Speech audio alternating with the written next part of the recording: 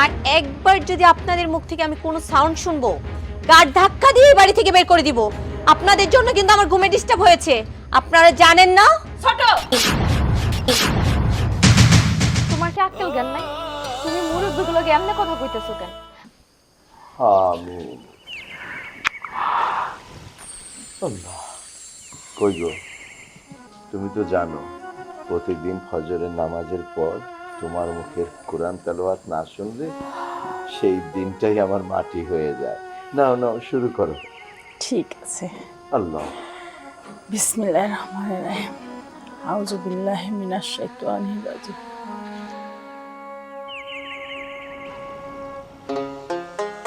What is this?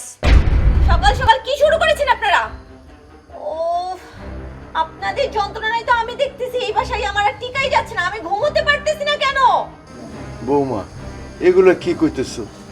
ফজরের নামাজ পড়ার পরে কোরআন তেলাওয়াত শুনতে হয়, তাই আর কি ওকে আমি বলেছি কোরআন তেলাওয়াত করতে। দেখেন, এই সমস্ত নাটক না আপনারা দূরে কোথাও গিয়ে করেন, আমার সামনে করতে আসবেন না। বৌমা, এত বেলা পর্যন্ত ঘুমানো ভালো না, এতে শরীর খারাপ হয়। সকালবেলা উঠা ফজরের নামাজ পড়া একটু হাঁটাচলা কইরা কিছু খাওয়া দরকার হয়, ঘুমাও, তাও তো তোমার শরীরটা ভালো লাগবো। এত বেলা পর্যন্ত ঘুমানো ভালো না মা। দেখ, আনকালচারাল কেউ কোথাকার, আমাকে জ্ঞান দিচ্ছিস?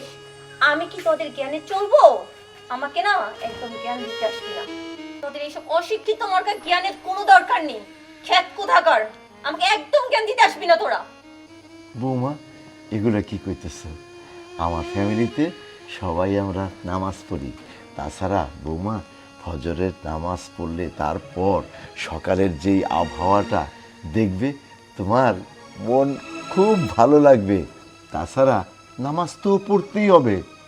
বৌমা, একটা কথা মনে রাখো, এই দুনিয়া 2 দিনের, আসার সিরিয়াল আছে বৌমা, যাওয়ার সিরিয়াল নাই। কে কখন চলে যায় ঠিক নাই। নামাজটাই হলো আমাদের শেষ সম্বল, আখিরাতের সম্বল, আল্লাহর হুকুম। নামাজ আমাদের সবারই পড়তে হবে। আমি আল্লাহর কাছে দোয়া করি, আল্লাহ তোমাকে হেদায়েত দান করুন।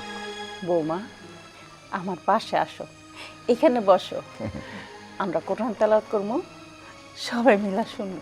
আসো। আমি তোদের কথাই চলবো?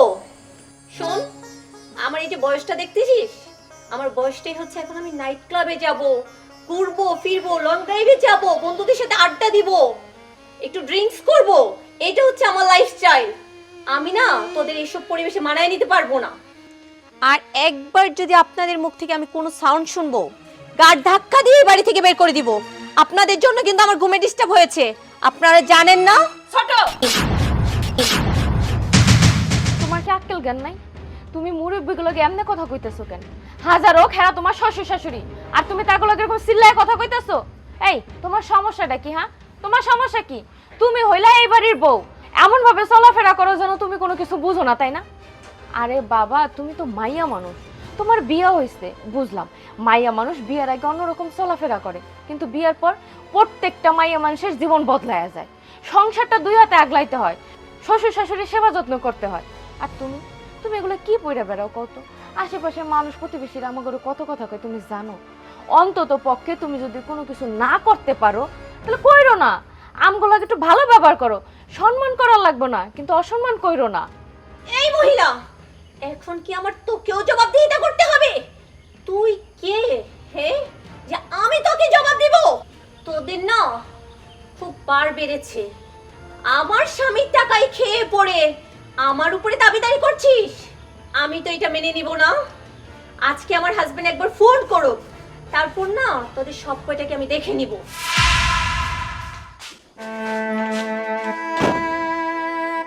আব্বা, আম্মা, আপনারা ওর কথায় কোনো কান দিয়ে না তো, ও ছোট মানুষ, বড় হলে ঠিক বুঝবো। আপনি কোরআন তেলাওয়াত শুরু করেন, আমি ওযু করে বইতাছি। আচ্ছা, বসো বসো বসো। আল্লাহ, নাও শুরু করো।